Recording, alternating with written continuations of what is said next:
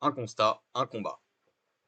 Dans un monde où une information en chasse une autre, de crise en crise, toujours ramené dans le présent, bienvenue dans la zone libre pour prendre un peu de hauteur. Dans une société de plus en plus dysfonctionnelle confinant à la dystopie, pour éviter le pire, un constat, un combat. Aujourd'hui, en partenariat avec la revue Disruption, notre émission d'actualité hebdomadaire, La Revue Libre.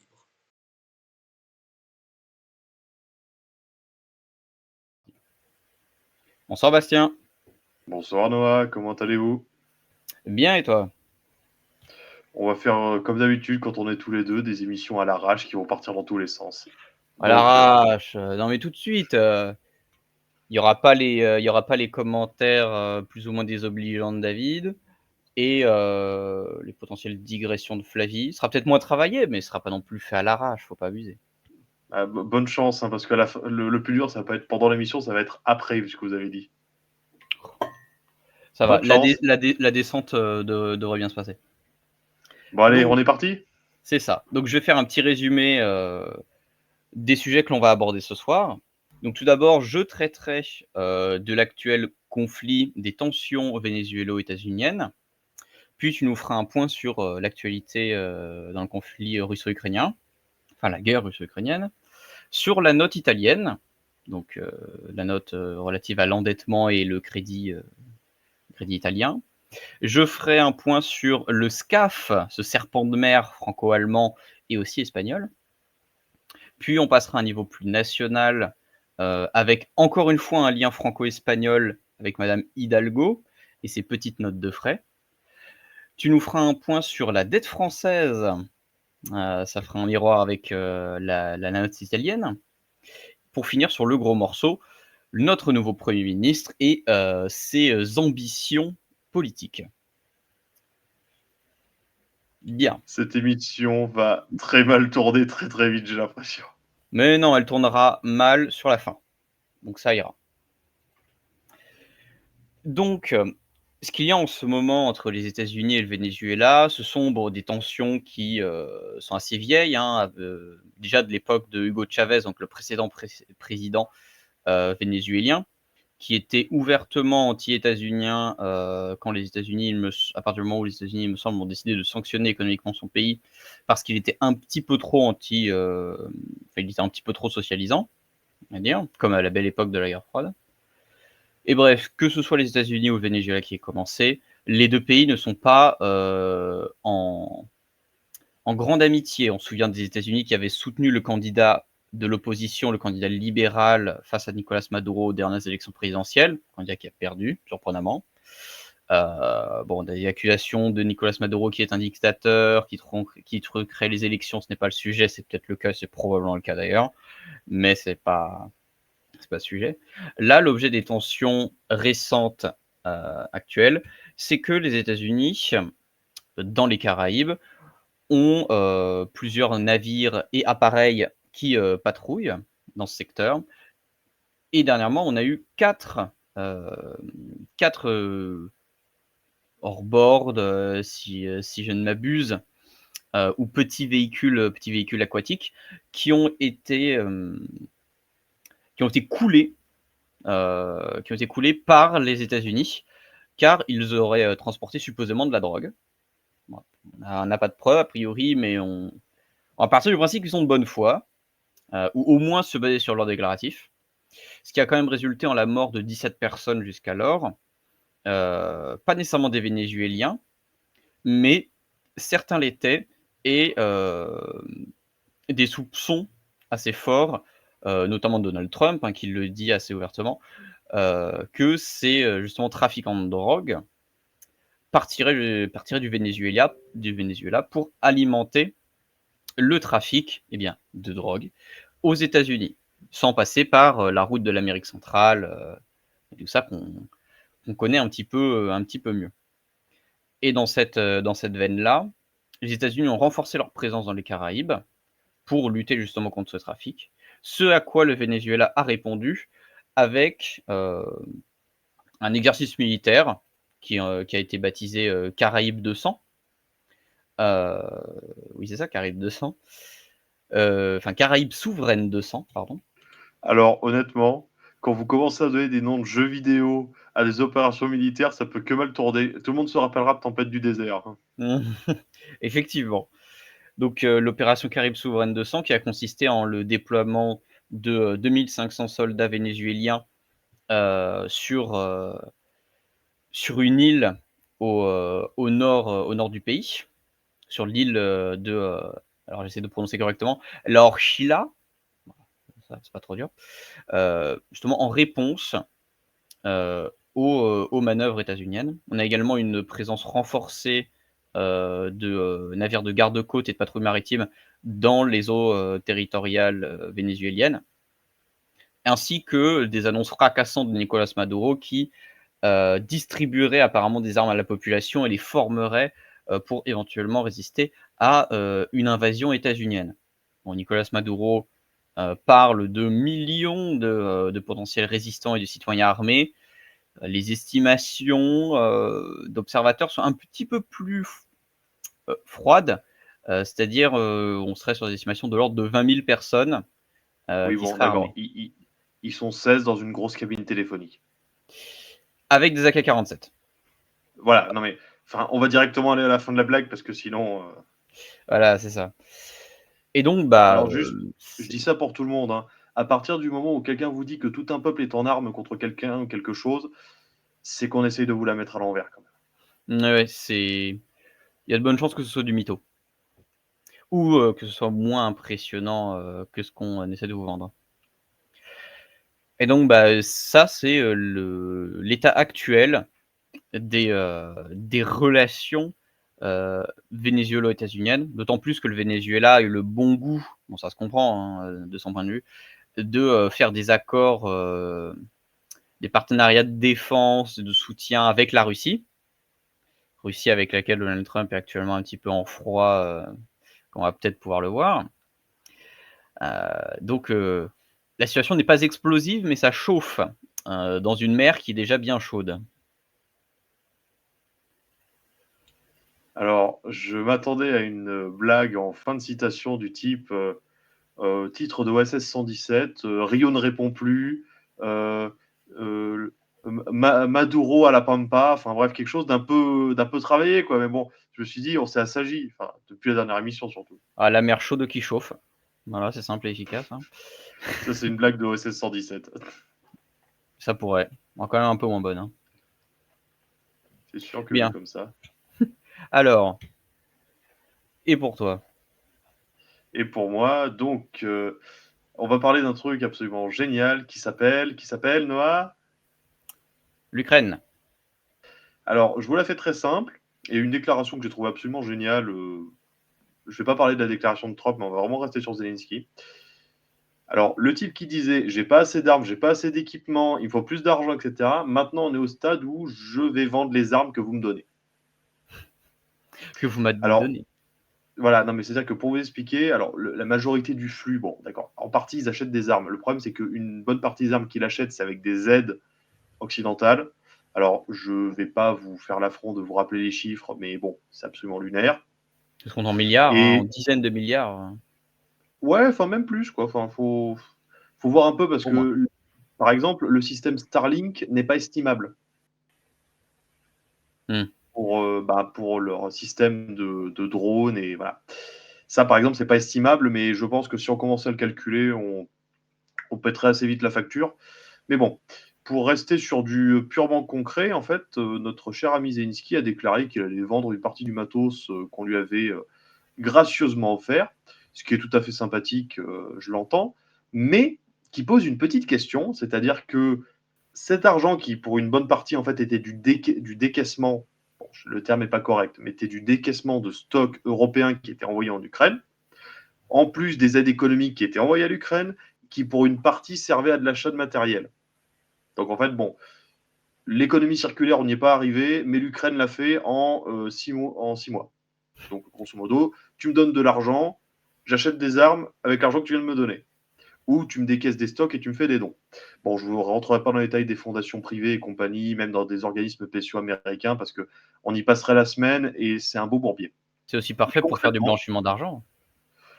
Je vous laisse avec vos supputations.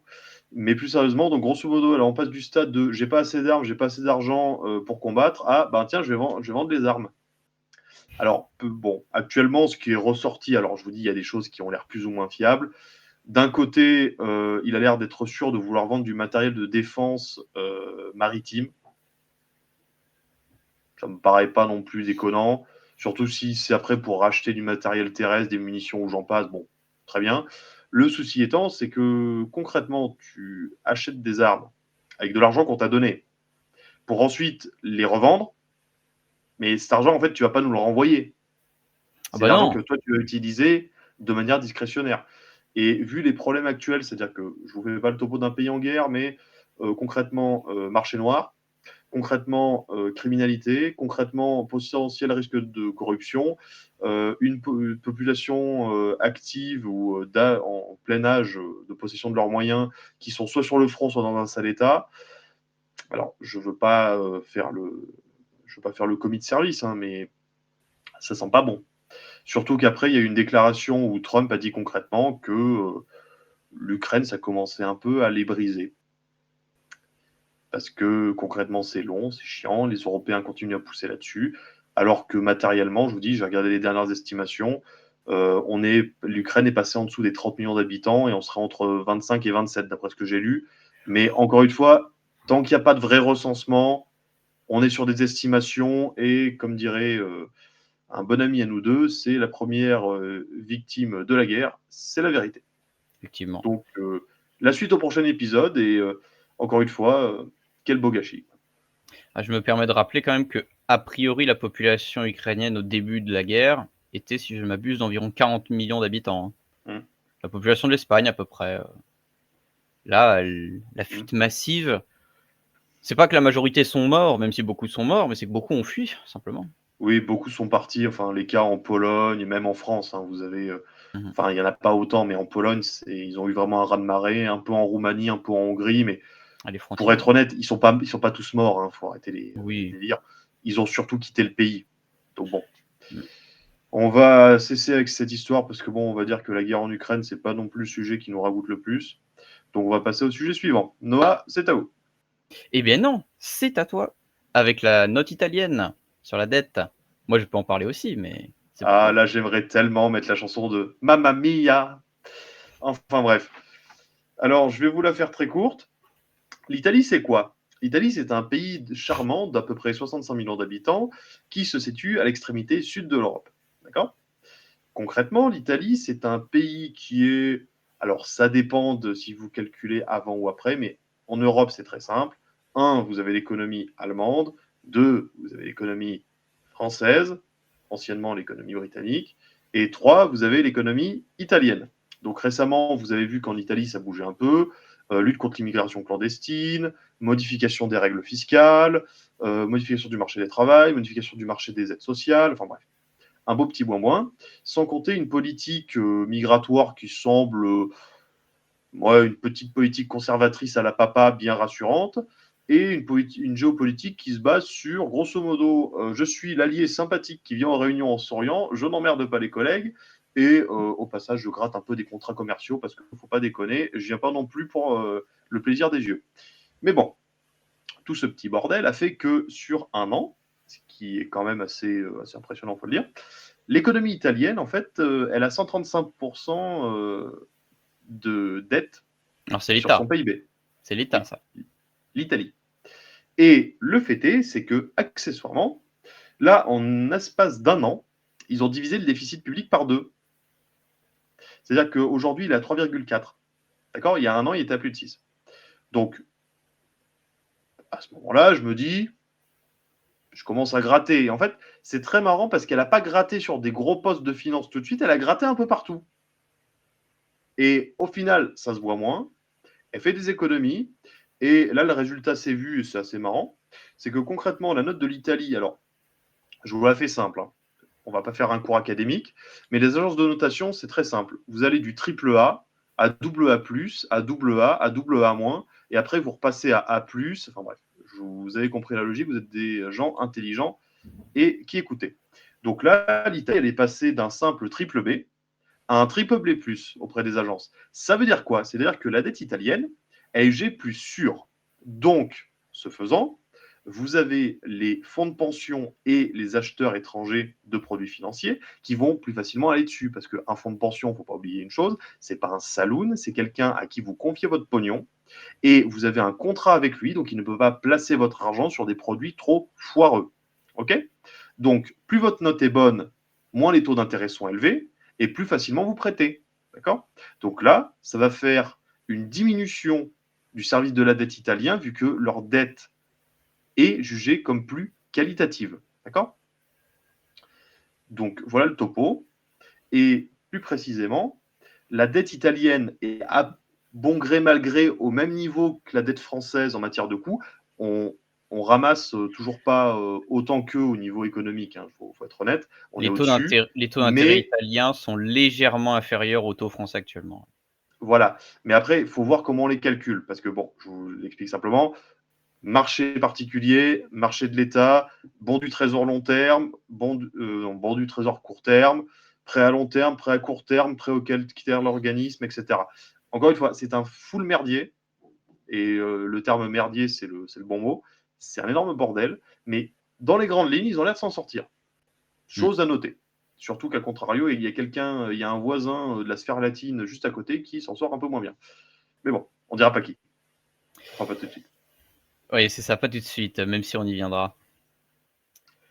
Et donc, là où l'Italie se redresse, on peut dire ça, hein, eh bien, il y en a qui patinent. Et justement, chez la première, la deuxième et la quatrième économie de l'Union européenne, c'est-à-dire l'Allemagne, la France et l'Espagne. Eh oui, le projet SCAF, alors pour système de combat aérien du futur, en français, bien sûr, c'est pas en français dans les autres langues, hein, qui a été lancé en 2017 et qui doit fournir originellement à la France et à l'Allemagne un appareil de combat pour les horizons de 2040. Donc un appareil de combat dit de 6e génération. On saute la 5e génération qui est représentée par des appareils comme par exemple les F-22 Raptor, les F-35 Lightning II états-uniens ou le Sukhoi 57 russe. J'allais dire soviétique. Et le J-20 chinois, pour aller à la 6e génération, qui est en gros plus de technologie, plus de brouillage radar, plus de furtivité. Bref, plus cher, plus performant, si on veut simplifier. Et donc à la base, ce projet qui doit surtout voir coopérer 2 industries majeures de l'Union européenne qui sont Dassault Aviation, du côté français, et Airbus Space and Defense, du côté allemand. Alors on rappelle que Airbus est possédé à même part par l'Allemagne, la France et d'autres pays. Mais sauf que là, c'est Airbus qui représente l'Allemagne du côté industriel. Et bien ce projet actuellement est au point mort, alors que les Allemands ont ramené dans le projet l'Espagne. L'Espagne qui est représentée par l'industrie, je crois, Limra, si je ne me trompe pas, donc qui est une industrie d'armement, hein, dans un projet qui était originellement à 2, eh bien, ça bloque. Pourquoi ça bloque actuellement? On a des accusations des 2 côtés. Ce sont les Allemands qui se plaignent surtout du fait que Dassault veut prendre trop de place. D'après eux, apparemment, Dassault voudrait avoir un contrôle trop élevé sur la construction de l'appareil de combat, donc l'avion, alors que l'Allemagne et l'Espagne, évidemment, vu qu'ils les ont ramenés, donc du coup j'imagine qu'ils leur sont un peu reconnaissants, mais bon, ça c'est juste mon esprit pervers qui parle, voudraient une gestion plus égalitaire, ce qui est logique, partenariat à 3. Le problème, c'est que Dassault de son côté, au travers de son PDG, se plaignent que si on fait de la codirection équitable, en fait, on n'avance pas. Il faut une direction claire et bien avancée, comme par exemple sur le projet du drone européen Neuron, où c'était Dassault qui avait piloté, avec Alors, je 6 suis autres désolé, industriels. hein, mais il faut licencier le type qui fait les abréviations. Mais vraiment. Mais non, Le mais neurone. le neurone, mais oui, mais voilà, c'est pour mettre Non, l'euro mais dedans. je suis désolé, mais Le neurone européen, enfin, je veux dire, il y a tellement de blagues C'est possibles. oxymorique. Non, mais Voilà. voilà. Mais bon. Donc en gros, on veut Dassault qui, on va dire un côté un peu plus autoritaire dirigiste, qui voudrait apparemment un contrôle de l'appareil de combat. Faut savoir que le SCAF, ce n'est pas juste un avion de combat, hein.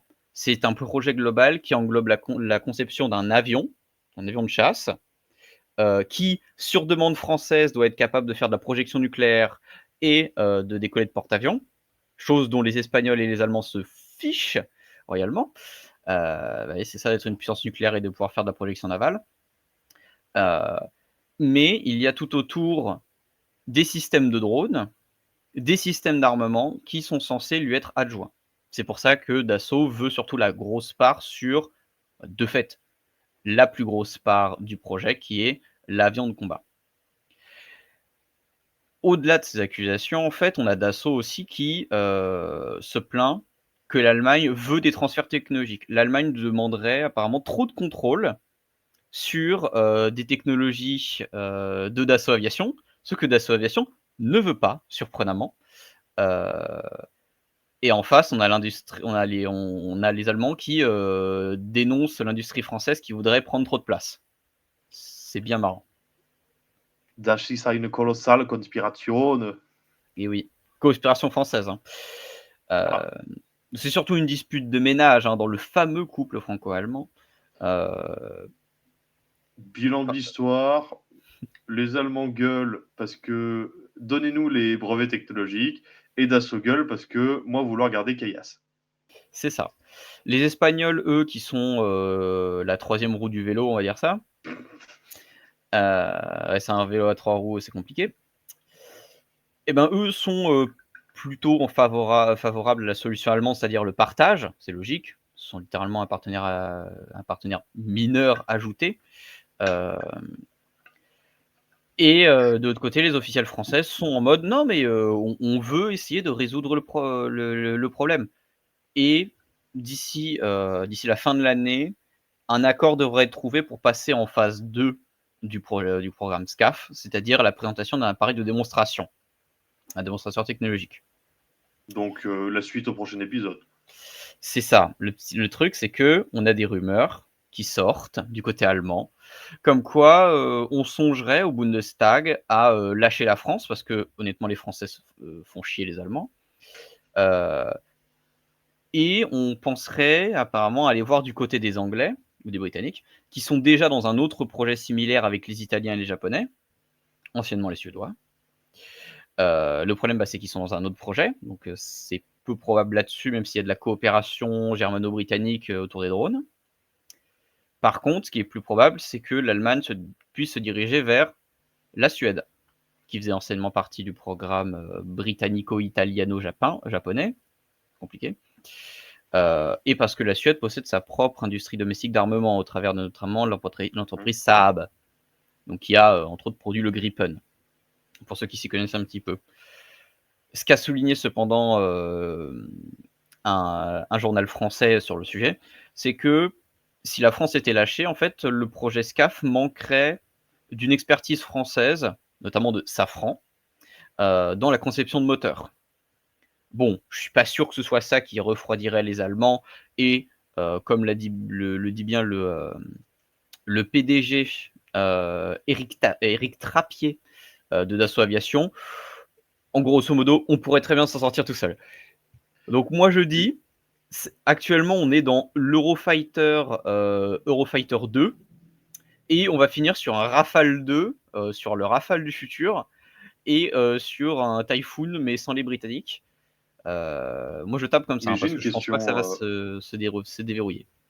Au niveau de la capitalisation, les Allemands représentaient combien dans le projet? C'était un projet de 50-50 à la base. Ah, ok. C'était prévu comme ça et c'était bien stipulé que c'était un projet à 2. D'où une petite crispation qui a commencé à émerger quand les Allemands ont ramené les Espagnols dans le projet.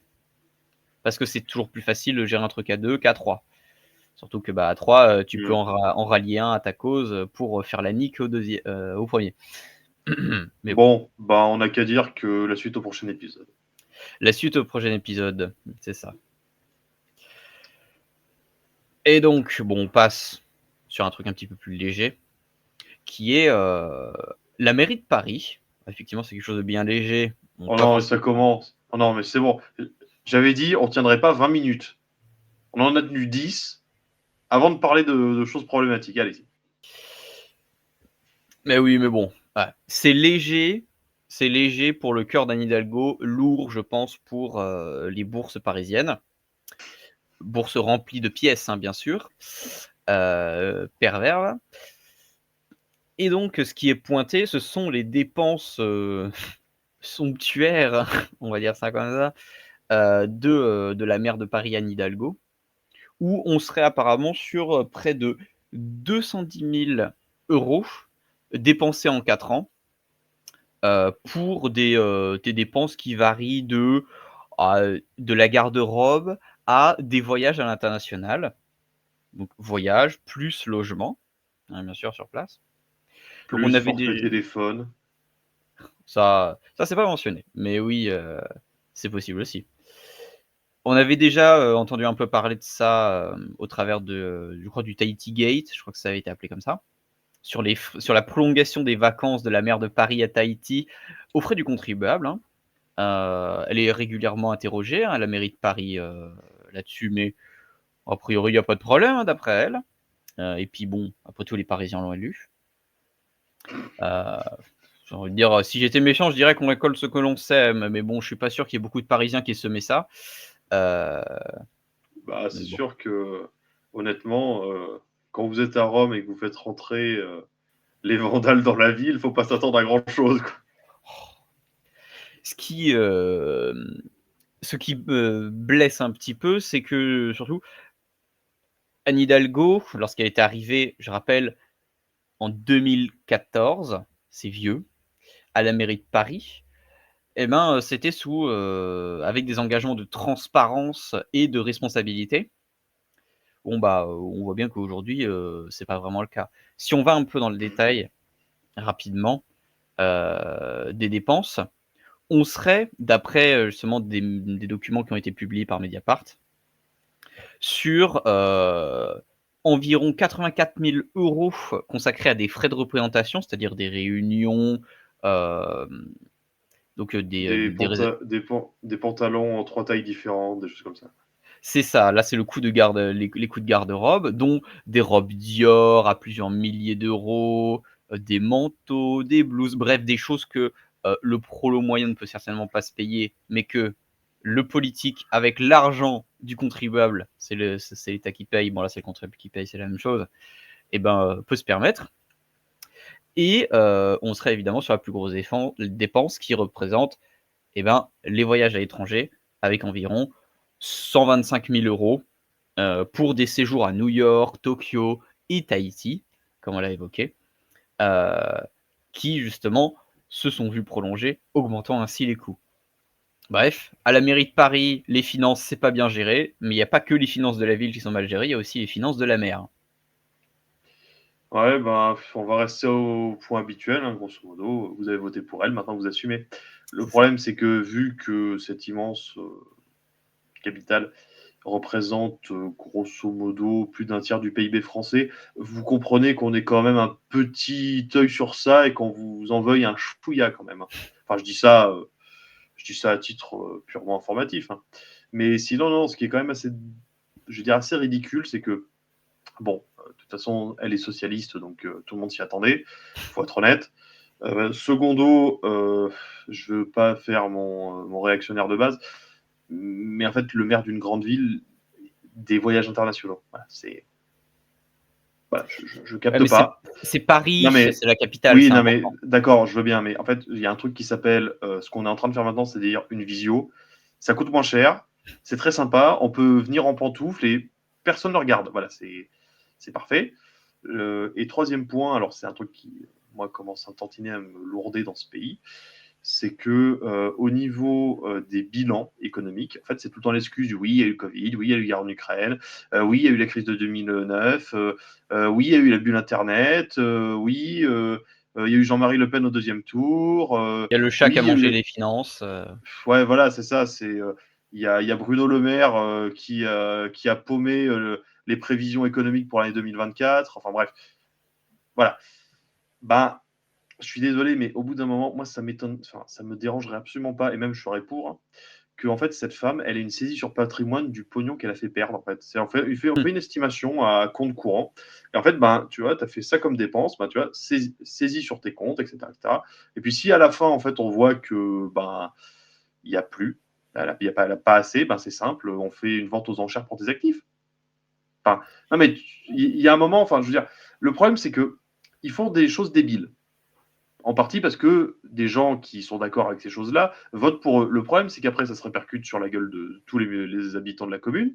Et a fortiori, ici, dans le cas de présent, c'est que vu que sa chère capitale représente un tiers du PIB de ce pays et que ce pays est ultra centralisé, vous avez le fait qu'on se mange indirectement toutes les conneries qui ont pu se passer sur cette zone et en particulier veuillez m'excuser, la fatigue commence à arriver. En particulier, les problèmes divers concernant les finances de ce truc-là vont se répercuter, je vous le dis tout de suite, vu l'état des finances publiques, vu les rapports de la Cour des comptes, etc., sur l'ensemble de vos poches. D'accord? Ça fait déjà longtemps que les finances de Paris sont épinglées, notamment avec le système d'endettement extrêmement pervers que Anne Hidalgo utilise pour financer ses budgets. Et ça fait plusieurs fois que la Cour des comptes évoque le fait de placer Paris financièrement sous tutelle, parce que les dépenses sont hors de contrôle. Bah oui, elle a été élue en 2014, c'est ça? Mmh. Bah, il aurait fallu la mettre sous tutelle il y a 6 mois après qu'elle ait été élue, quoi. Enfin, alors, attention, hein, je parle pas de mettre Hidalgo sous tutelle. Ça, je laisse ça à un médecin, je parle de la ville, hein. Mais Mmh. non, non, plus sérieusement, enfin, je suis désolé, mais quand vous voyez les gestions municipales de certains coins, et en plus, le problème, encore une fois, c'est que oui, ces gens-là sont des boulets et sont des nuls en gestion et n'ont aucune appétence pour le bien commun. Le problème, c'est que, je veux dire, il y a aussi des gens qui votent pour eux, hein. Oui. Et Mais le problème, c'est qu'il y a non, pas assez mais de gens qui votent, surtout ça. L'abstention oui, à mais Paris est incroyable. Peu de non, gens mais votent. ça, je peux en parler parce qu'il y a du vécu, hein. Tous les Parisiens qui ont des résidences secondaires et qui, en fait, au lieu d'avoir voté le jour des municipales à Paris, sont allés voter dans leur résidence secondaire. En théorie, non pas Je vous connais. enfin, Voilà, non, mais je suis je pas vise sûr qu'ils aient le personne, droit à mais ça. si, enfin, non, mais je vous dis, hein, il y en a qui l'ont fait, ça, il y a eu des articles là-dessus à l'époque. Mais plus sérieusement, non, non, c'est qu'en fait, cette ville doit être mise sous tutelle financière et même, je pense, in extenso, enfin, le statut de la municipalité de Paris doit sauter parce que, enfin, c'est devenu le bordel, quoi. En plus, c'est une ville, elle a trop de pouvoir par rapport au reste des autres municipalités. Enfin, c'est 30 à 35% du PIB du pays, quoi. Enfin, je suis désolé, vous n'êtes pas à vous mettre sur la tronche pour le comité municipal à Tulle, quoi. Enfin, À ton avis, quel était le taux de participation des dernières élections en 2020 à Paris? entre 25 et 30. Sur le premier tour, on est sur un taux de participation de 42 Bon, ça va. et sur le deuxième, on est sur 36 de participation. Ouais, voilà, enfin, encore une fois, mais en fait, ça sert à rien qu'on en parle parce que enfin, tout le monde a les solutions. C'est grosso modo, faites une audit, Mmh. faites-lui banquer tout le pognon qu'elle a balancé par les fenêtres parce qu'en fait, et ça, je dis pas ça que pour elle, hein, je dis ça pour l'ensemble des politiciens. Vous êtes ministre de l'économie, vous prenez des décisions débiles, vous faites alors que les taux d'intérêt sont bas, vous faites des prêts indexés sur l'inflation, faut vous faire avoiner par une commission parlementaire comme aux États-Unis, quoi. Et une commission parlementaire. Irresponsabilité. Non, mais voilà, c'est que déjà, enfin, déjà, faut taper sur les patrimoines parce que sinon ils comprennent pas. Parce que encore une fois, moi, j'ai rien contre le statut de l'élu qui est un peu au-dessus du grouillot de base comme Bibi, mais enfin, c'est plus possible. Enfin, ils ont aucune responsabilisation. Deuxièmement, l'argent, ils font n'importe quoi. Et troisièmement, les gens ne votent pas de manière cohérente. Donc, au bout d'un moment, je suis désolé, il faut mettre en place des sanctions pécuniaires et des sanctions pécuniaires sur leur patrimoine. Et je dis pas que bon, on peut pas y avoir des problèmes, mais systématiquement, vous n'allez pas m'expliquer que en 30 ans de gouvernement, tous les premiers ministres, tous les ministres et tous les présidents disent tout le temps la même chose, c'est ah mais c'était pas de ma faute, il y avait ça. Oui, d'accord, mais il y a un moment, c'est quand même toi qui avais les pleins pouvoirs dans le pays, c'est toi qui avais l'Assemblée nationale à la majorité absolue. Donc, au bout d'un moment, je suis désolé, tous les maires de France qui ont endetté leur commune à des taux absolument débiles, tous les maires de France qui ont fait du clientélisme ethnique, tous les maires de France qui se sont servis de leur statut municipal pour avoir des financements d'entreprise, pour défiscaliser et qui ensuite se sont fait de jolis petits monuments dans leur ville, va falloir passer à la caisse, quoi. Mais devant un juge, devant une commission financière et faire des audits. Parce qu'au bout d'un moment, je suis désolé, c'est pareil, les frais de personnel de la mairie de Paris, j'avais regardé ça il y a plus d'un an, mais c'est astronomique. Enfin bref, on va pas tergiverser encore plus là-dessus. Sujet suivant. Eh bien, sujet suivant dans ce cas-là, c'est à nouveau sur le sujet français et c'est à nouveau sur la dette. Enfin, du moins la dette, surtout sa note. On va faire Bon, miroir avec l'Italie, mais un miroir grossissant, en général, c'est bon, moins positif. je vous rappelle ce que j'ai expliqué tout à l'heure. Les notations, ça va de triple A et vous avez plus la lettre ou la double lettre ou la triple lettre, et puis après vous avez moins, puis après vous passez à la triple lettre d'en dessous. Je vous la fais très courte. Actuellement, la note de l'Italie s'améliore. De l'autre côté, la note de la France, alors je vous sors les deux instituts les plus récents qui ont fait la notation. Morning DBRS, on est passé de AA+ à AA. Et Fichte, on est passé de AA- à A+. D'accord? Je vous explique. Fonds de placement, autorité, tout ça, acteurs divers, ne peuvent pas emprunter votre dette si elle est mal notée. Et à chaque fois qu'on baisse d'un cran, le prix de la dette augmente, donc ça nous coûte plus cher. Je vous donne un exemple. Je vais partir d'un rapport du Sénat tout à fait sympathique qui a été fait cette année. Enfin, là, c'est vraiment du rapport officiel. Hein, donc, moi, contrairement à d'autres, je cite mes sources. Donc, aujourd'hui, pour les intérêts de la dette, on est à 65 milliards. Mais d'après le rapport du Sénat, alors je vous dis ça, d'ici 2029, on va prendre un point de PIB en service de la dette en plus. Alors, pour ceux qui ne savent pas ce que c'est un point de PIB, c'est 1% de la richesse nationale, ce qui représente à peu près 29 milliards. Mmh. Donc, je vous la fais très courte. Si on applique les projections de ce rapport sénatorial, aujourd'hui, on a 65 milliards d'intérêts de la dette et on a l'impression d'asphyxier et que c'est apocalypse, etc. En 2029, si on continue comme ça, on sera à 97 milliards d'intérêts de la dette. Donc, grosso modo, on va passer de 65 à 100 milliards d'intérêts de la dette chaque année. Voilà. Donc, si vous trouvez que maintenant c'est compliqué, attendez de voir la suite. Mais vraiment, parce que Ah, ça va être sport. si les choses ne changent pas, les choses ne vont que s'aggraver, hein. Si on refuse de les Oui, faire bouger. mais encore une fois, là où c'est quand même assez intéressant, c'est que je dis, j'ai lu mes petits articles, bon bref, gentiment. L'agence France Trésor, elle est très bien notée au niveau européen, au niveau mondial, parce qu'on est connu pour avoir une dette qui est liquide, c'est-à-dire qu'en fait qui se vend et qui se rachète assez facilement, et un taux de transparence très élevé, parce qu'on communique beaucoup sur notre dette, sur les produits, sur les bons du Trésor, etc. Et on diversifie beaucoup les emprunts. En moyenne, les emprunts en France, c'est 8,59 ans, mais on en fait certains à 50 ans, on en fait certains à 40, on en fait certains, voilà. Mais simplement pour vous dire, plus les notes se dégradent, plus on emprunte cher. Et dans le cas où votre PIB augmente moins vite que votre taux d'endettement, vous êtes dans une trappe à dette. Donc, c'est-à-dire que, quoi qu'il arrive, vous allez tomber dans le mur. D'accord? Donc, je ne fais pas de catastrophisme, je n'appelle pas à des privatisations de masse, je n'appelle pas non plus à ce qu'on détruise le système social, mais encore une fois, on doit revenir à du régalien, à de la gestion, à de l'investissement. Et surtout, quelque chose de très clair, c'est qu'en France, on ne s'endette pas, d'accord, pour de l'investissement, ce qui est quand même la base, on s'endette pour des frais de fonctionnement. D'accord? Donc, c'est-à-dire qu'on s'endette sur de la perte sèche. Et je vais juste rapporter un dernier point sur le rapport de la Cour des comptes, tout à fait, encore une fois, hein, on sort que de l'officiel. Plus de 50% de la dette française, c'est les intérêts de la dette. Donc, grosso modo, 50% de la dette, c'est simplement les intérêts qu'on s'est pris sur la somme qu'on avait empruntée à la base. Voilà.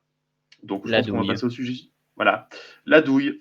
Donc, juste pour vous faire une petite blague, hein, c'est que je ne vais pas sortir la tronçonneuse comme Javier Milei, mais peut-être, je dis bien peut-être que une petite réforme structurelle, ce serait pas mal.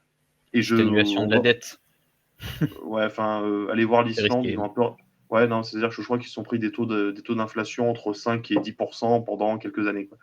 Alors, je vous explique, hein, crise des Gilets jaunes, on était à 2% d'inflation. Ok.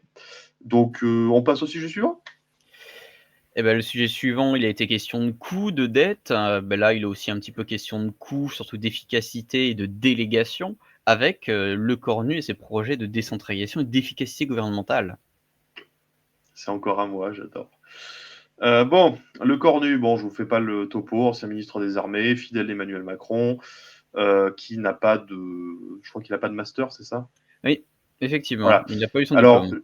je dis ça pour tous les, parce que enfin, je le dis honnêtement, je dis ça pour tous les sacs à merde qui se foutent de sa gueule à cause de ça. Alors, je vais vous expliquer. Bruno Le Maire, école normale supérieure, l'ENA, d'accord? Donc, grosso modo, doctorat, enfin bref, total. Et si je vous citais le nombre d'incapables et de glandus que vous avez élus et qui ont été nommés à des fonctions depuis plus de 20 piges, qui avaient des CV longs comme le bras, ben, je pense qu'honnêtement, ils n'ont rien à dire à des types qui n'ont pas de diplôme, parce qu'encore une fois, je vais répéter ce que un économiste avait balancé une fois, il avait dit faut pas confondre niveau d'études, intelligence et capacité à prendre des décisions. Bon, cette parenthèse étant faite, Les diplômes ne sont pas gages de compétences, de manière générale. voilà, et ne sont pas gages de vous êtes le plus apte à prendre des bonnes décisions.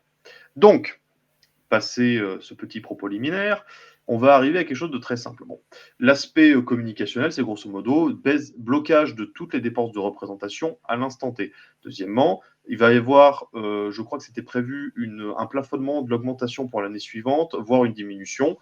J'ai pas eu plus d'infos que ça à ce sujet. Ensuite, il a avant tout une approche plutôt, enfin, je veux dire, transparente. Même si, pour être très honnête, moi, tant que j'ai pas de projet de loi de finances adopté avec les décrets mis en place, j'en ai rien à faire. Okay, c'est pareil pour les C'est lois. du déclaratif, c'est de la bonne Voilà. volonté, voilà. Il n'y a pas de budget. Mais par contre, il a écrit quelque chose d'assez intéressant et qui m'intéresse au plus haut degré aux élus locaux. Alors, à ce moment-là, vous allez sans doute vous dire, mais qu'est-ce qu'il y en a à faire des élus locaux? Je vais vous expliquer quelques petites choses. C'est-à-dire qu'en Il fait, essaie il de veut lancer draguer David Lisnard. En partie. Bon, je vous fais simple. En France, il y a l'Association des maires de France, il y a l'Association des conseillers départementaux, il y a l'Association des présidents de région, et j'en passe et des maires. Bon, c'est divers lobbies, souvent c'est des positions caricaturales, mais là, il a écrit à l'ensemble des élus locaux. Okay, pour en disant, on va faire une décentralisation. Bon, le fait est, Encore une. c'est que votre serviteur, il aime bien la data, il aime bien les chiffres, il aime bien quand c'est concret. Et dans concret, il y a con. Voilà. Donc, on va commencer par là. Donc, les collectivités territoriales, je vous rappelle ce que c'est. C'est tout ce qu'il y a de la commune jusqu'à la région.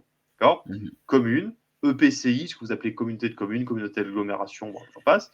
Département, région. D'accord Parfois, vous avez quelques petites autorités intermédiaires équivalentes, les DOM-TOM et les régions avec une autonomie renforcée.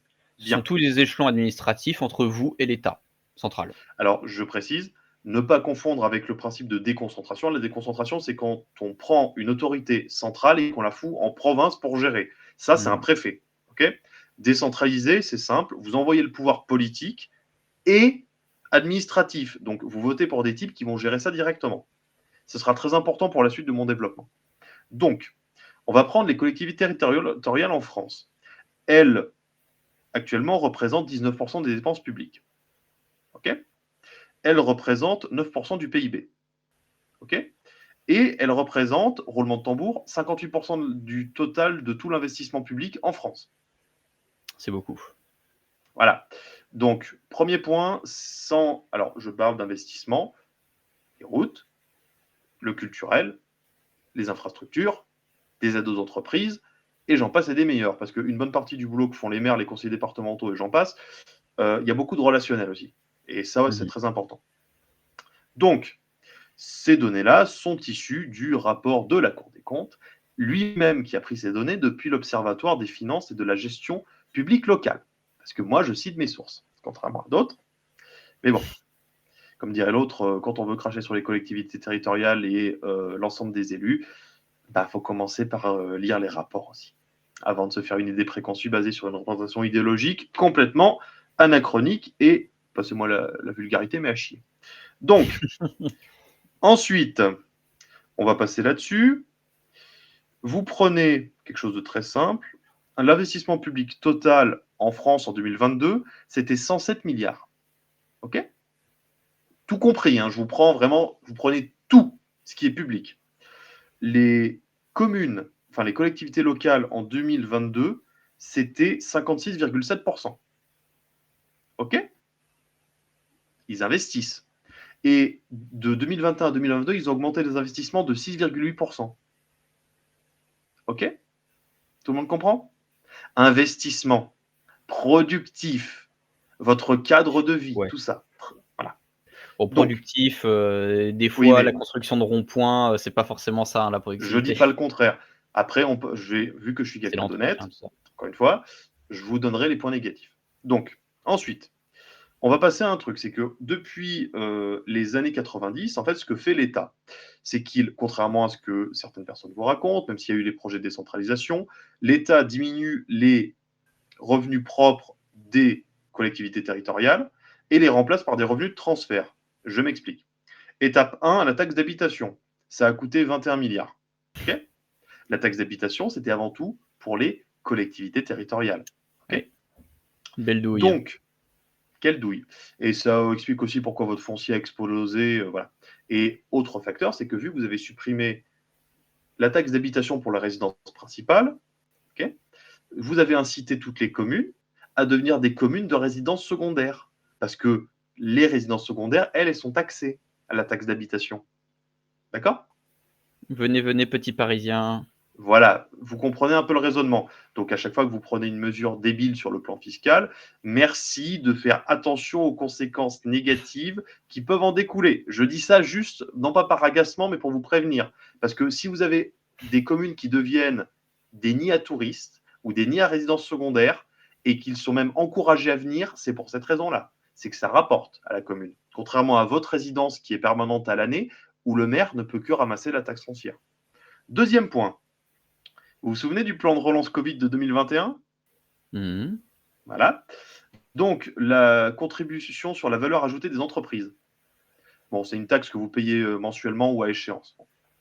Simple. C'était versé aux régions et aux départements. Donc là, ils se sont dit, bon, on va la diviser par deux pour faire une relance économique. Pour rappel, les impôts de production en Allemagne sont 3 à 4 fois inférieurs à ce qu'on a en France, parce que là, c'est des impôts de production. Donc, à ce moment-là, le coût total, il était estimé entre 6 et 8 milliards. Donc, qu'est-ce qu'on va faire? C'est pour toutes les entreprises, parce que la CVAE, c'est ça, c'est pour toutes les entreprises qui ont plus de 500 000 euros de chiffre d'affaires, elles doivent la payer. Au total, ça rapporte 6 à 8 milliards aux collectivités territoriales. L'État, il dit, ben, cette année-là, on va diviser par deux. Donc, on divise la première partie, et on se dit, patatras, on a un problème de pognon. Mmh. Donc, qu'est-ce qu'on fait? Pour les départements, on continue à leur donner la CVAE, okay, et pour les régions, on leur donne de la TVA. Enfin, une part sur la TVA, qui est équivalente à ce qu'ils ont perdu. Et en fait, ça devait être fini d'être supprimé en 2023, mais ça a été suspendu, on l'a reporté en 2030. Okay. Ouais, mais du coup, ça fait moins d'argent aussi pour l'État central, qui est en déficit Voilà. chronique. Et vous savez, tous les Rien gentils ne va. petits entrepreneurs qui avaient envie d'investir de l'argent parce qu'ils disaient super, cet impôt productif sur la production qui est absolument stupide va être supprimé. Ben non, c'est jusqu'en 2030. Et puis, petit bonus, hein, on a fait une contribution additionnelle temporaire pour compenser les pertes. Voilà. Donc, voilà.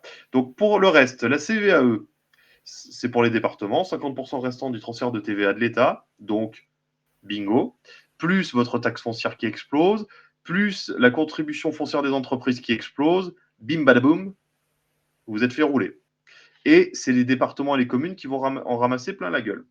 En échange de quoi, l'État va encore leur envoyer des fonds de transfert qui vont encore les rendre plus dépendantes et qui vont encore éloigner le contribuable de son département, de sa commune, de sa région, et qui va encore déresponsabiliser tout le monde.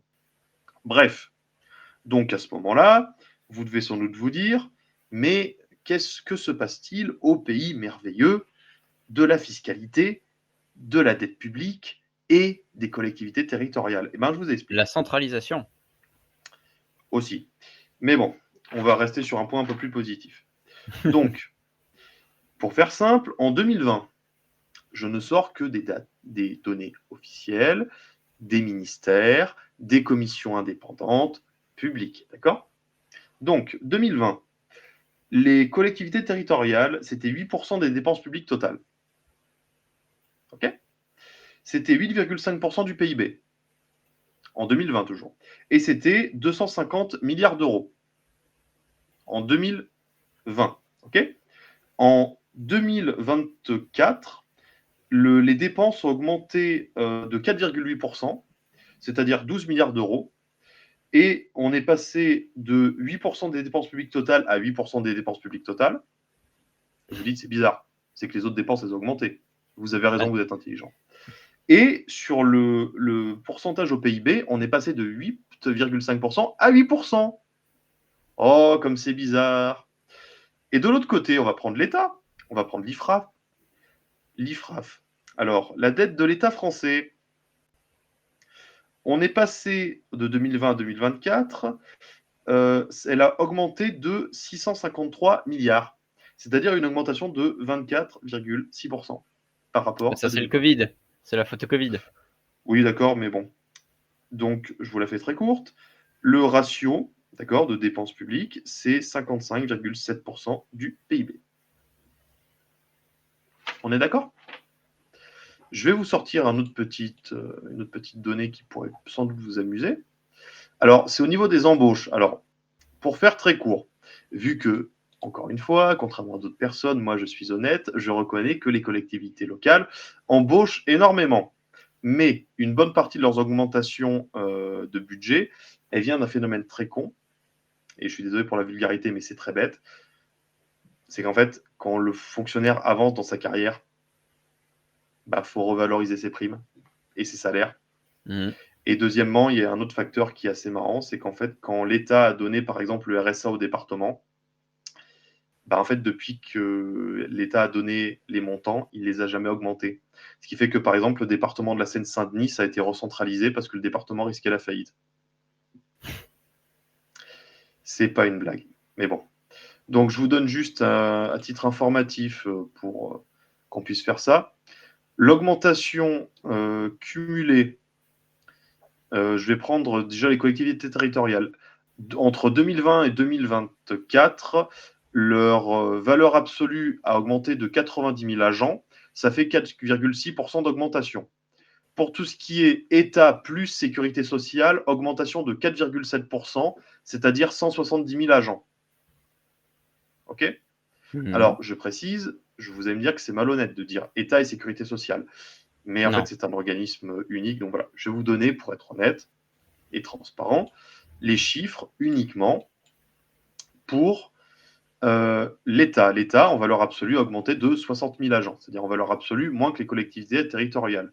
Et le pourcentage a augmenté de 2,5%, c'est-à-dire moins que les collectivités territoriales. Mais quand vous ajoutez la sécurité sociale, ça fait plus. Donc bon, ce que je veux dire par tout ça, c'est que concrètement, oui, vous pouvez vouloir un plan de décentralisation. Le problème étant, c'est que de 1, l'État contrôle de plus en plus les régions parce que c'est l'État qui leur donne le pognon. Deuxièmement, l'État, avec systématiquement des impôts qui sont fixés par lui, avec des taux précis, etc., gère ces collectivités locales de plus en plus. Donc, vous voulez responsabiliser les élus, très bien, d'accord? Ce que vous faites, Vous leur bêtement, donnez les moyens. vous leur donnez les moyens, c'est-à-dire que, alors après, c'est une conception qui est personnelle, hein. Vous fédéralisez la France, voilà. Vous gardez les départements, les régions, oui, un seul étage administratif, rapport de la Cour des comptes de 2023, 1000 feuilles administratifs, on est bien. On fait commune, département ou région, et puis État, et puis voilà. Vous leur filez toutes les compétences, et toutes. Et vous laissez à l'État central le régalien, les autorités en matière de droit de la concurrence pour éviter qu'ils fassent du joli petit dumping entre eux, l'énergie atomique, des trucs comme ça. Et puis, vous leur dites, mais maintenant, vous êtes responsables, les enfants. Et nous, au niveau national, on peut gérer la diplomatie, l'armée, le nucléaire, et on va faire quelque chose d'adulte. D'accord? C'est un peu ce que vous pouvez considérer, mais de manière plus exhaustive, c'est-à-dire que concrètement, les collectivités locales, vous leur dites, c'est vous qui gérez votre budget, c'est vous qui gérez l'optimisation fiscale, c'est vous qui gérez votre politique par rapport aux entreprises, c'est vous qui gérez votre politique par rapport aux soins, à la santé et compagnie. Et ça a été relevé assez récemment dans un sondage qui montrait que la majorité des Français étaient favorables à la notion de fédéralisme. Bon, à prendre avec des pincettes, parce que honnêtement, fait sur 2000 Oui. personnes, et plus, si tout le monde sait ce que ça veut dire fédéral, bon, j'en passe. Ça. Mais plus précisément, moi je vous dis ça, vous les responsabilisez, vous leur dites, c'est vous qui développez votre territoire, vous débrouillez. C'est tout. À, Et puis à comme ça, ouais, à défaut d'une fédéralisation, quelque chose qui est proposé entre autres par le président de l'Association des maires de France, aussi maire de Nice, David Lisnard, c'est le principe de subsidiarité. C'est-à-dire que c'est vraiment ce que tu dis, c'est-à-dire que tu donnes des responsabilités supplémentaires, tu laisses gérer à un niveau local ce qui est gérable à un niveau local, et tu alors donnes les moyens de le gérer. là-dessus, en fait, j'apporterai un bémol, c'est qu'en fait, quand on fait ça, systématiquement, c'est ce qui se passe actuellement, hein, c'est du ping-pong de compétences, c'est-à-dire qu'en fait, entre le département, la région, la commune, enfin, les autorités Non, mais il décentralisées, faut les clairement autorités... établir ce qui est Oui, gérable ou non. mais je vous dis, c'est que je vous pose ça là. Le SMIC à l'échelle nationale, d'accord? Si vous prenez le SMIC, vous appliquez le SMIC au niveau de vie de Paris, d'accord? Vous allez tuer toutes les boîtes dans le Massif central. Okay, si vous prenez le SMIC, je ne sais pas, de Corrèze, vous l'appliquez partout en France, dans une bonne partie des villes, ça va devenir ingérable parce que les gens n'auront pas assez pour en vivre. D'accord? Deuxièmement, un avantage, c'est que vu que vous allez faire une concurrence de prix, d'accord? Une concurrence sur les salaires, une concurrence sur le droit fiscal, une concurrence sur le droit des entreprises, des territoires qui sont paumés, retardés ou économiquement, j'entends, hein, qui sont paumés, retardés économiquement ou qui sont isolés, ils vont faire des politiques fiscales plus favorables aux entreprises, plus favorables à la natalité, plus favorables pour, je vous dis n'importe quoi, hein, vous créez des organismes pour aider les boîtes à s'installer, vous faites des systèmes fiscaux qui n'imposent pas la production alors que le département à côté en impose, donc ça va attirer des gens vers vous. Enfin voilà, je ne dis pas que c'est la meilleure solution, mais C'est une dites-vous possibilité. simplement, c'est une possibilité, et que moi ce que je vois, c'est qu'il y a une bonne partie de la France qui est en train de devenir un gourbi économique, c'est-à-dire la ruralité, tout le monde s'en moque, c'est très bien pour vous, vous habitez en ville, j'ai rien contre vous. Je vous dis simplement que nous aussi, on a le droit de tenter des trucs et on a le droit de tenter de s'en sortir. Et de toute façon, s'il y a un truc qui marche sur 100 départements, vous attendez pas si quelqu'un le copie. C'est qu'en fait, on va juste mettre de la liberté dans la gestion, de la liberté dans la possibilité de créer des normes, de créer des impôts, de créer des facilités économiques. Et plus vous avez de liberté, plus vous avez une émulation d'idées, et plus vous créez de choses. Et c'est ça qui nous manque, c'est de la création. Donc, moi, ça me branche assez bien, ce genre d'opération. Cependant, encore une fois, quand vous décentralisez, il faut que ce soit très clair dès le début et il ne faut pas de compétences partagées, d'accord? Et je le dis et je le répète, si vous êtes vraiment un parano du oui, mais ils vont devenir tous indépendants, on va faire sécession, enfin bref, vous ne vous fatiguez pas, vous foutez le préfet comme tête de l'exécutif dans chacune des institutions, le conseil départemental, région, je passe des meilleurs, et surtout, vous faites un truc très simple, vous arrêtez de prendre pour du sécessionnisme des mecs qui font du folklore. Parce que honnêtement, non mais c'est vrai, c'est que je suis désolé, l'indépendantisme breton, je suis désolé, vous leur coupez les finances publiques, ils tiennent pas 2 semaines. Je suis désolé, il y a les chantiers navaux, faut être honnête. Et deuxièmement, c'est un repère de résidence secondaire de Parisiens, c'est pour ça que ça banque. Après, la Bretagne, c'est magnifique. Ils ont réussi à garder leur identité locale, ce qui est très bien pour le tourisme et même pour leur identité propre. Mais il faut être honnête 5 minutes. Vous autonomisez ces coins-là, vous leur dites, vous gérez les boîtes, vous gérez la fiscalité et vous gérez le développement. Si c'est nul, les gens vont le voir tout de suite et je peux vous garantir qu'ils vont le sentir passer au niveau électoral. Mais encore une fois, ne mettez pas un cadre confus, mettez un cadre clair et mettez de base je dis n'importe quoi, hein, pas des autorités de contrôle, mais faites qu'il n'y ait pas moyen de frauder ces trucs-là, de faire du clientélisme, etc. Et après, laissez les gens se débrouiller. Parce que, je suis désolé, que ce soit les Auvergnats, les Bretons, les Alsaciens, même les Corses, l'indépendantisme corse, c'est un truc de microcosme politique débile. Mais bon, actuellement, du coup, le projet de Le Cornu, est-ce qu'il y a quelque chose de concret? Est-ce qu'il y a des chiffres qui ont été donnés, des mesures, ou est-ce qu'on est juste sur du déclaratif? Non, c'est du déclaratif. Et encore une fois, c'est parce que Ouais. c'est simple. Moi, j'ai développé là-dessus parce que je voulais que les gens aient des données techniques. Après, j'ai dit honnêtement d'où je parlais. Mais concrètement, il faut un pétard pour voir si ça réagit. Et puis, il va voir. Mais encore une fois, moi, quand on me parle de décentralisation, Bayrou en avait parlé, Macron en avait Mais parlé. tout le monde en parle de manière générale. Il s'agit juste de refiler des compétences à, justement aux collectivités territoriales sans leur donner les moyens corrects de les gérer ces compétences. Oui, mais après, c'est tout le temps le même problème, c'est que en France, il y a vraiment un problème, c'est-à-dire que grosso modo, si vous décentralisez, enfin je vous dis, vous fédéralisez, on prend l'option la plus radicale, vous filez des compétences exclusives aux régions, aux départements, enfin bref, à une entité provinciale. Le problème, c'est que l'État central, il n'a plus le droit de s'en mêler. Ok. De deux, c'est les régions qui doivent gérer ces trucs-là. Et vu que c'est plus petit, vous avez les gens qui voient directement où passe leur thune, pour parler vulgairement. Et là, ça peut vous sauter à la gueule assez facilement, hein. Enfin, je suis désolé de vous dire ça, mais c'est l'avantage. Le souci inversement, c'est que quand vous êtes à la tête de l'État, Il y a moins de moyens cumulés, il y a moins de capacité de direction et d'investissement oui, massif. mais vous êtes cadré sur un secteur plus réduit, sur lequel vous pouvez mieux gérer les dépenses et compagnie. Mais c'est surtout qu'en fait, si les autres, enfin si des régions, si etc., ne veulent pas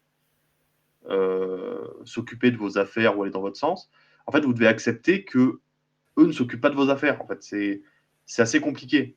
Parce qu'en fait, la conception ultra centralisée en France fait que on a envie de tout changer de manière homogène, on a envie d'avoir cette espèce de contrôle absolu sur l'ensemble, alors qu'en fait, vous n'avez pas d'intérêt à en avoir parce que, à force de vouloir tout gérer, vous gérez mal. Et même les élus locaux en France, je suis désolé, mais en fait, quand vous faites le ratio, je vous dirais une bêtise. Je crois qu'en France, attendez, je vais vous chercher ça parce que ça m'avait paru absolument délirant. Sur quoi exactement? C'était le ratio entre le nombre d'élus et d'habitants. Voilà, c'est ça. En France, on a 500. Alors, c'était chiffre de 2023. 500 habitants par élu? Non, je crois qu'on a quelque chose comme. Ouais, on doit avoir plus de 600 000 élus. Donc, sur 60 millions de personnes, ouais, c'est ça, c'est qu'on a un ratio absolument, absolument lunaire. On est à 100, c'est ça, oui. Un Ouais. élu pour 100 habitants à peu près. Bon, attendez, Sachant je que vais. sachant que élu enfin, oui, bon, on n'est pas juste 60 millions, on est presque 70 millions. Oui, Donc on est environ, 120 à peu près. Mais sachant qu'un élu, c'est aussi un mmh, membre du conseil municipal, hein. C'est pas forcément oui. avec les maires. C'est les membres des conseils Mais départementaux, régionaux, tout ça. Mais c'est ça, c'est que vous avez trop d'élus, vous avez trop de comités différents, et quand on parlera même pas des comités théodules, mais simplement moins d'élus, des compétences claires et précises, exclusives à chacun, et chacun gère son domaine. C'est tout. Et comme je vous l'ai dit tout à l'heure, si vous avez vraiment peur des séparatistes, vous votez le préfet de l'État central comme chef de l'exécutif local, et puis tout se passera bien. D'accord? Encore une fois, il n'y a pas de problème, vous n'avez que des solutions. C'est magique. Et bien sûr, ces mots positifs et optimistes, ou au moins qui proposent des voies, je te Mm. propose, d'en rester là, Bastien. Je vais juste vous dire, attendez, je vais juste vous vérifier ça. C'est juste le ratio d'élus par habitant, parce qu'après, je vais y penser toute la soirée. La Non, mais c'est tourmente. pas une blague, hein. Non, mais c'est ça. Donc, grosso modo, au total, ça inclut les intercommunaux et les outre-mer. Euh, Vous avez. Ouais, c'est ça, il y a l'air d'y avoir. Alors, je vous dis, c'est des ratios qui sont faits par catégorie. Mais simplement, au total, ça fait un élu pour 121 habitants. Oui, c'est ça, un élu pour 120, Mm. c'était ce que je disais. Et voilà, c'est que je vous dis, soyez positifs. Dites-vous que la créativité, ça n'a pas à vous faire peur. La créativité, c'est ce qui va nous sauver. L'aménagement de nos territoires, c'est ce qui va nous sauver. Et pas l'aménagement du territoire au sens de non. C'est les gens qui sont responsables de leur territoire, qui peuvent tenter des choses. Si ça marche, si ça marche pas, c'est pas grave. Il faut tenter des choses. Parce qu'encore une fois, tant qu'il y a du mouvement, tant qu'il y a de l'initiative, il y a de la vie. Sur ces joyeuses paroles, on va vous laisser. Bonne soirée, Bastien. Bonne soirée à tous les auditeurs, tous ceux qui nous verront sur YouTube, et à la prochaine. Au revoir. À plus.